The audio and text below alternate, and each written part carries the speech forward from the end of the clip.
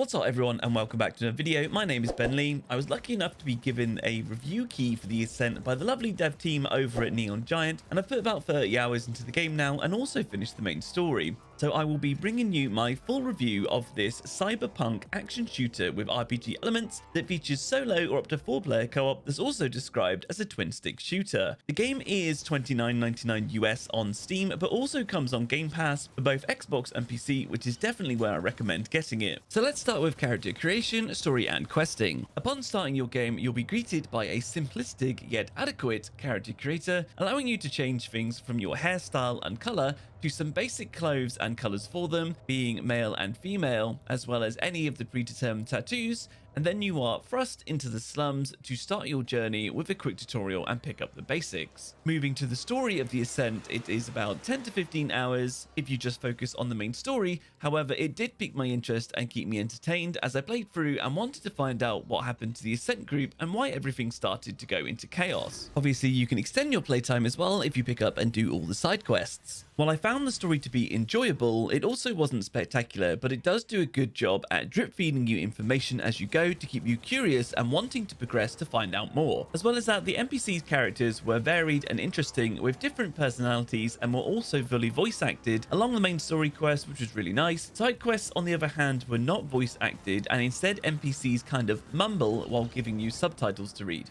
The quests were good fun too and had you exploring all areas of the map, generally being go to point A, clear out the enemies and sub-boss, then come back for a reward.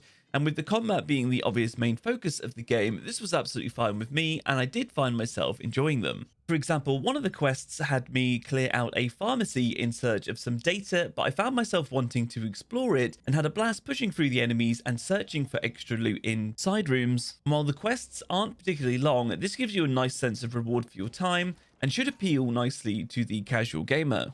Upon reaching Cluster 13, which is the first hub and safe zone with some vendors in, I found a bunch of side quests to pick up, of which I gladly did so. I did notice, however, that even though these were the first side quests available in the game, and I was only at about level 3, some of the quests varied in level from about level 4 all the way up to about level 13, of which I found really odd to get such high level quests quite early on. Now moving into the gameplay, it actually felt really decent and I hardly had any issues or frame rate drops at all. I only had a few minor frame drops when I did a few things for the first time.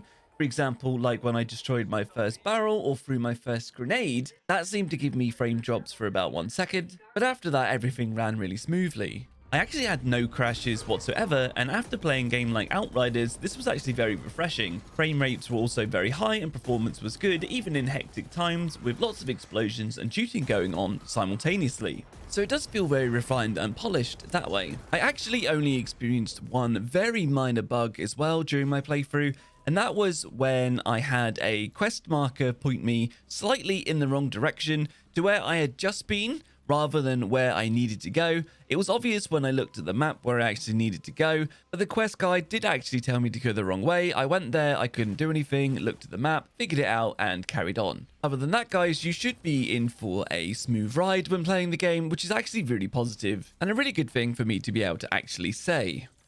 Now, when it comes to deaths in the Ascent as well, they are very, very forgiving, with literally like no consequence that I could find in terms of like a loss of experience or items. It would just more be a minor inconvenience as you have to load back in, and even that the loading screens are really short, but you'll end up loading back in pretty much where you died, but you'll also then keep any of the loot or U-creds that you might have found, even if it was like 1 second before your death. So it's very appealing there for like the casual gamer. There isn't even any like durability in the game, so you don't have to worry about equipment breaking or anything like that. One thing that will happen though is the enemies will actually respawn, like in a Dark Souls game. However, this also opens up farming opportunities to level up quickly and try and get some gear if you so choose. I actually found some enemies really early on that were about 15 levels higher than myself, and being the min-max gamer I am, I couldn't resist trying to take them on. Even though I didn't do too much damage to them at the time and they would literally one-shot me, I couldn't resist the challenge here, and I eventually found a way to whittle them down, even after a few deaths, and actually get some kills on them. Now, with there being literally no death penalty, even if I only managed to kill 1 or 2 before I died, I would gain a chunk of experience, and over a period of time, they started to drop me some nice equipment. So what I actually found is that I was leveling up very quickly compared to where I should have been in the game at that time. I also ended up getting some nice gear, and because gear doesn't have any level requirements, it ended up being a bit of a double-edged sword because it was really fun for the challenge of trying to take them out. But then once I had done so and leveled myself up and got all this nice equipment, the next area of the game when I was actually doing the main quest, I found that I was like level 12. And the enemies I was fighting were about level 5. So I absolutely blitzed through, which was kind of a bit boring because I absolutely blasted through and the challenge had gone. However, later on in the game, the challenge did pick back up because obviously I wasn't leveling up as quick anymore because the early game main quest wasn't giving me too much experience. And so over time, it did even out and the challenge came back. And then I just chose not to farm up any extra levels and just kind of play a bit more as intended. There is also no difficulty levels to choose from and no new game plus mode. It's very much a this is what you get type of game. And I worry about it being a kind of once and done title. There is very little in terms of replayability except to build a character up differently and try something different, or maybe try and do a run faster. But as the game is not procedurally generated, it could get a bit samey very quickly. So this is actually one of my biggest concerns as well, with the game being at a $30 price point and the main story alone only being like 10 to 15 hours, maybe even quicker for the speedrunners out there. I don't feel like you're going to be getting too much bang for your buck with this one in terms of game time. However, this is why I recommend getting it on Game Pass. Now, another thing I want to touch up on here is while you can respect your attribute points in the game from the grafter,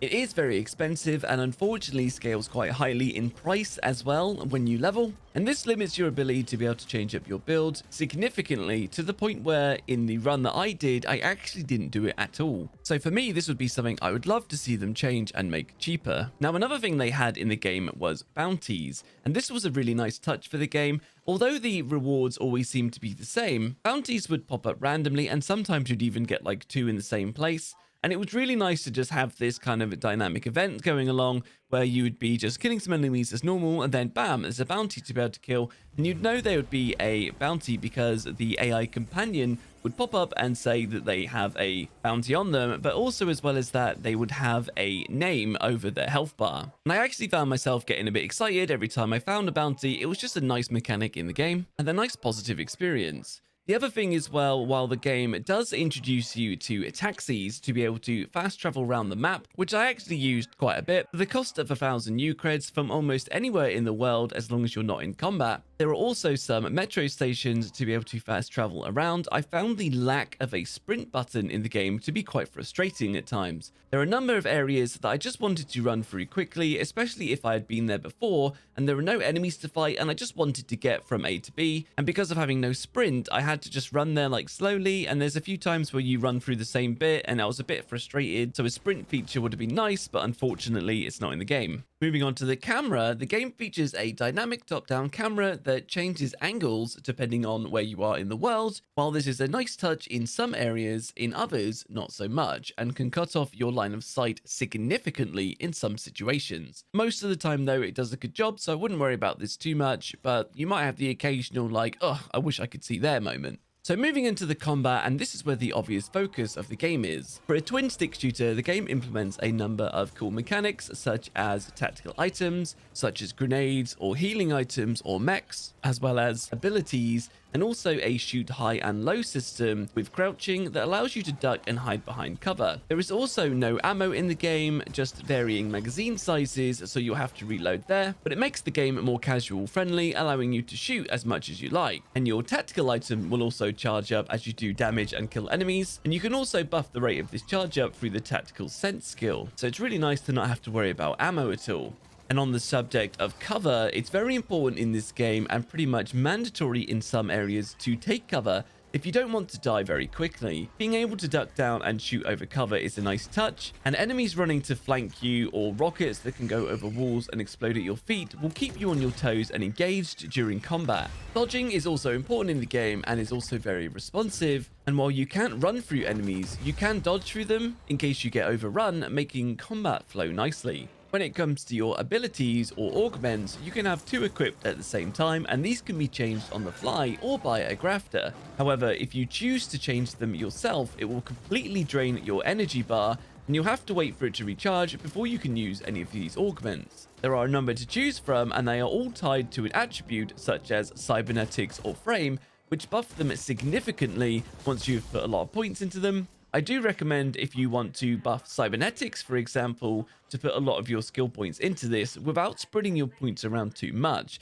as you'll find that when you use your abilities related to this, they will be significantly more impactful in your playthrough. And with some of the weapons, they can actually be quite hard to hit with. For example, if you have a rocket launcher equipped, then it can be easy to miss. However, the game does have an option in the settings to increase the auto aim for a more casual experience, and there are also some weapons in the game that have bullets that actually lock on, so if you wish to do this, it could make your experience a bit easier. All in all, I think combat is the best part of the game, and varying enemies throughout the game, switching it up the dynamics of the fight, forcing me to make use of cover, and the occasional overwhelmed feeling you get when there was a lot around kept me engaged and on my toes, and I found myself enjoying it as much as I hoped I would have when I was looking at the trailers and gameplay before I got my hands on. Now moving to the audio and graphics, I'm not gonna lie to you, the audio in this game is fantastic. The sound effects from things like this plane crashing into the building,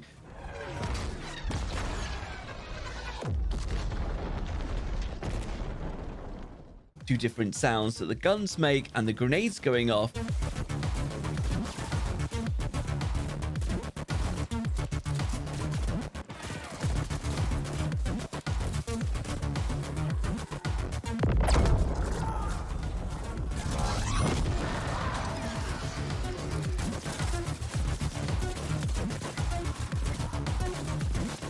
it's a pleasure to listen to, and I think the devs did a brilliant job here, and you should be able to enjoy it a lot during your playtime. The dynamic combat music is great as well, as you get pumped for a fight, and very fitting for the genre of the game, and very obvious that you are in combat. When it comes to the graphics, they do a good job as well. I played on PC with everything on ultra settings and was pleasantly surprised by the visuals, the dynamic lighting, the sparks, and the steam effects that come from broken pipes, as here I wasn't actually expecting too much, but it was very fitting. Explosions like the grenades and the barrels look, sound, and feel very impactful, and I think you'll have a lot of fun here. It's definitely something the game got right, and I think you're going to enjoy this a lot. Now, weapons, armor, and character. Starting with the weapons, there is a good amount of choice here, from pistols, SMGs, shotguns, assault rifles, rocket launchers, energy weapons, and even more, of which I won't spoil them all for you here, and it gives the player a great deal of choice. It is worth noting though that heavy weapons like rocket launchers have an impact on how fast you can move.